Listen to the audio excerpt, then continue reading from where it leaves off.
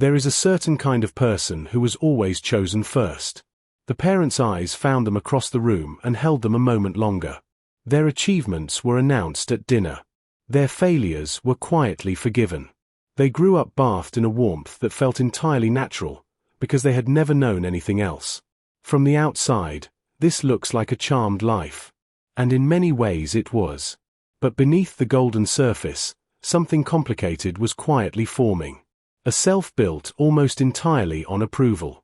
An identity that learned to perform rather than simply be. A person who shines brilliantly in the light and quietly panics in the dark. But if you know someone like this, or if you are someone like this, understand that the story is far more complex than privilege. Being the favorite did not only give. It also shaped, pressured, and in ways few people ever discuss openly, it quietly wounded in directions no one thought to look. Today we are going to decode the psychology of people who were always the favorite child. Why this position forms a particular kind of personality. How it follows them into adult relationships, work, and self-worth.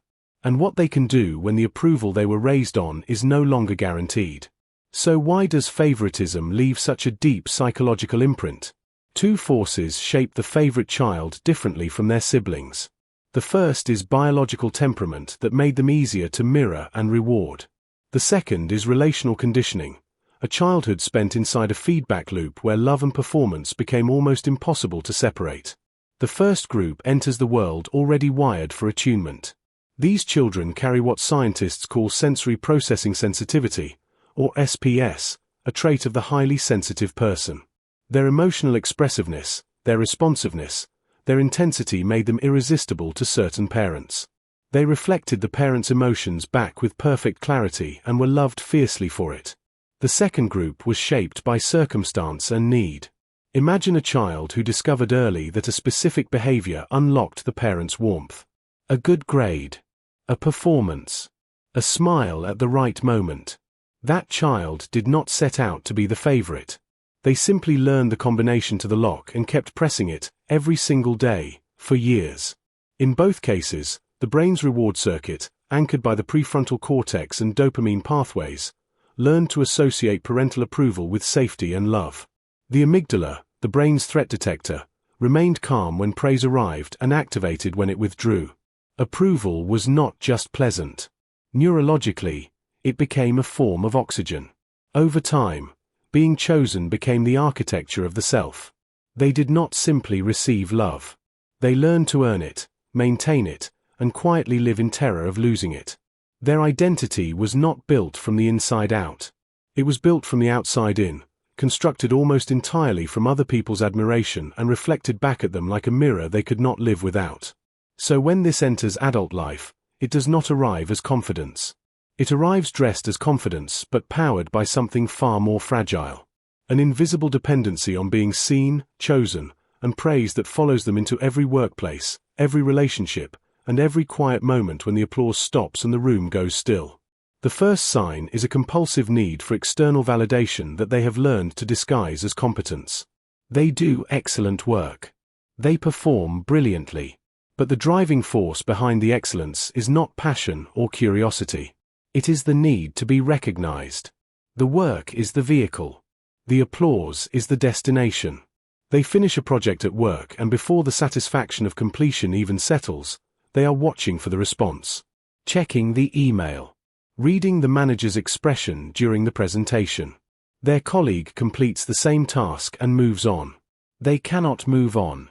They need someone to confirm that it mattered. That they mattered.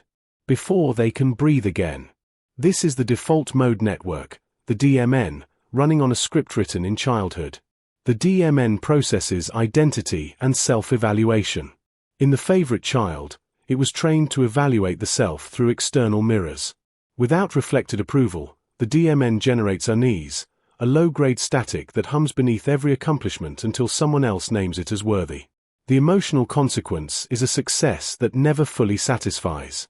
They achieve more than most and feel it less than almost anyone.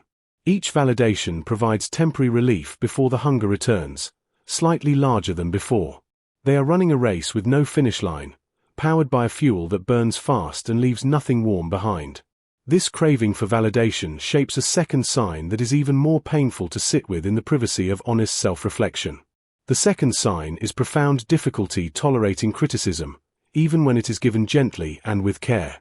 Where others receive feedback as information, they receive it as verdict. A single corrective sentence can undo an entire week of praise.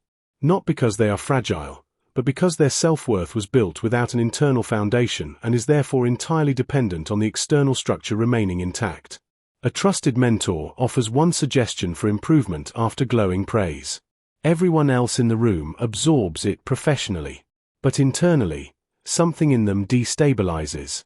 They smile and nod. They say thank you. But in the car on the way home, they replay the criticism 17 times, and somehow by the fifth replay, it has consumed everything good that came before it. The amygdala is responsible here, conditioned since childhood to treat withdrawal of approval as danger. Cortisol floods the system the moment criticism arrives, triggering a threat response as real as physical pain. The brain was never taught to separate performance feedback from identity evaluation. Every correction feels like the first indication that the favorite status is about to be revoked. The emotional consequence is an exhausting vigilance around other people's opinions. They become exquisitely skilled at reading displeasure in faces. They preempt criticism by perfecting everything obsessively. And they carry a private shame about how much a simple comment can shatter them, a shame they rarely show, because showing it would itself invite judgment. This sensitivity to judgment leads directly to the next sign, one that plays out most painfully in their intimate relationships. The third sign is an unconscious expectation of being chosen first that poisons relationships the moment they feel ordinary. They do not demand to be the favorite in a selfish way. It is more instinctive than that. A nervous system calibrated to the warmth of priority. When they sense they are not someone's first thought, the ground shifts beneath them in ways they cannot always explain. A partner is tired and quiet one evening. There is no argument, no distance, no withdrawal of love. But they feel something change. They become slightly cooler, slightly more distant. They test the temperature of the relationship with small gestures to see if they are still loved, still chosen. And they cannot fully explain why ordinary moments feel like early signs of abandonment. This is theory of mind functioning in reverse. Theory of mind allows humans to model other people's inner states. In the favorite child, this capacity is highly developed but distorted. They do not just sense others' feelings. They interpret every shift in attention as information about their own standing. The mirror neurons that track others' emotions have been calibrated to answer one question above all else. Am I still the one? The emotional consequence is relationships that carry invisible pressure. Partners feel they must constantly signal preference. Friends feel they cannot have other close friends without explanation. And the favorite child feels guilt about needing so much reassurance while simultaneously being unable to stop needing it. Love arrives but never quite settles. It needs to be reconfirmed before it can be trusted. This relational pressure connects to a sign that lives even deeper, in the part of them that has never been allowed to simply fail. The fourth sign is a profound and paralyzing fear of mediocrity. Not just of failure, but of ordinariness itself. They can handle success. They have been surrounded by it since childhood. But the idea of being average, forgettable, or unremarkable creates a specific terror that most people around them cannot fully understand or take seriously. They are offered a new opportunity at work. It is interesting but not exceptional. The salary is good but not extraordinary. They turn it down. Their partner asks why. They struggle to explain. It was not bad. It just was not special. And something in them cannot inhabit a life described as not special without a quiet but persistent sense of having failed at the most essential task. This is analysis paralysis driven by the insular cortex and its role in interoception.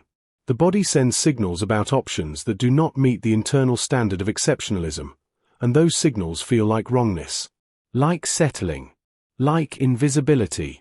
The interoceptive alarm was set in childhood to a specific pitch, the pitch of being chosen, of being exceptional, and anything below it registers as loss.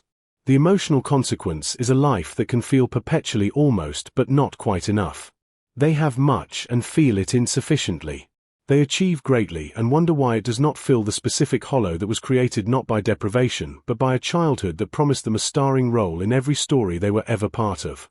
And this fear of ordinariness hides the deepest sign of all, one that lives in the silence between who they perform and who they privately suspect they actually are. The fifth sign is a fragile and secretly uncertain sense of identity beneath the polished, confident exterior. They know who they are when they are being admired. They know how to be the favorite. But when the room empties and the performance ends and there is nothing left to excel at, they sit with a question that has no easy answer. Who am I when no one is watching?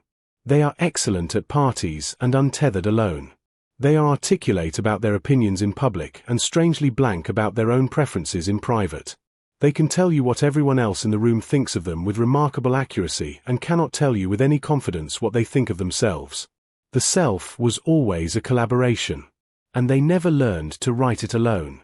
This is metacognition failing at its most fundamental task. Metacognition is the capacity to observe and understand one's own inner experience. In the favorite child, metacognitive attention was perpetually directed outward, monitoring how they appeared, how they were received, how they ranked. The inner life, the actual private self, was the room no one ever furnished because no one ever needed to go in there. The emotional consequence is a loneliness that no amount of social success resolves. They can be surrounded by admirers and feel profoundly unknown.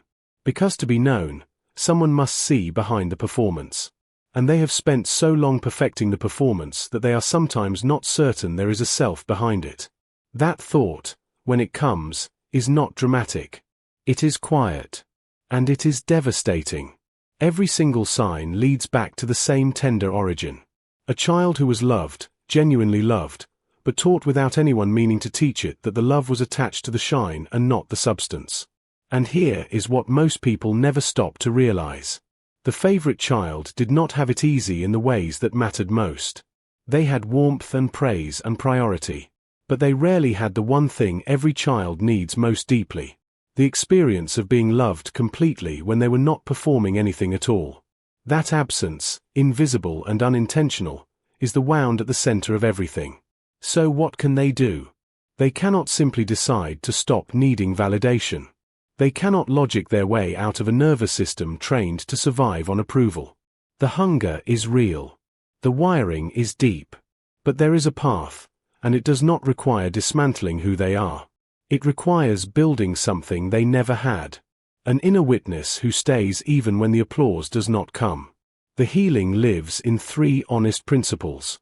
The first is learning to complete without seeking confirmation.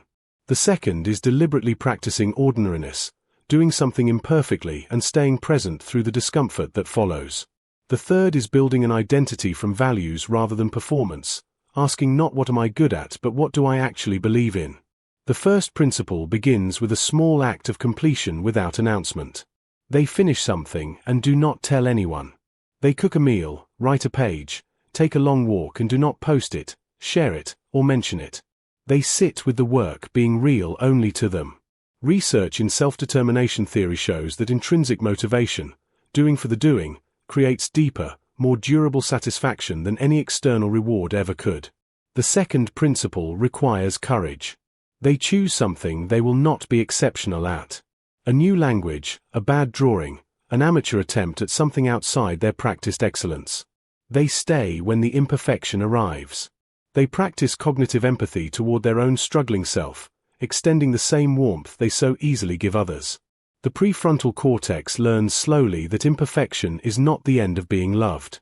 The third principle is the most quietly revolutionary. Each morning they ask not how will I be seen today but what do I actually care about. They keep a private record, unseen by anyone, of honest preferences, real opinions, and genuine reactions.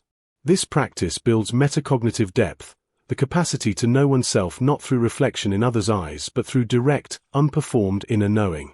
When they practice this letting go of the need to always be chosen, something shifts that cannot be undone.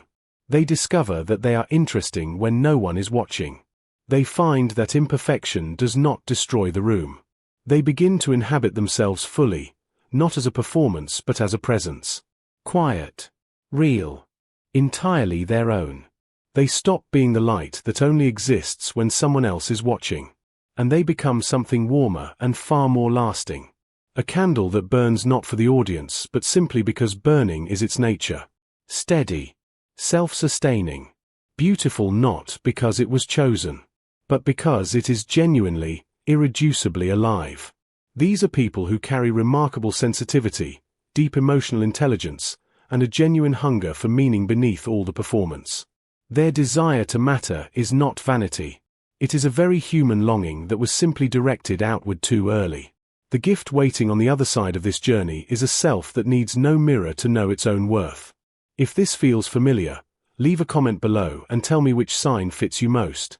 The need for external validation. The sensitivity to criticism. The expectation of being chosen. The fear of ordinariness.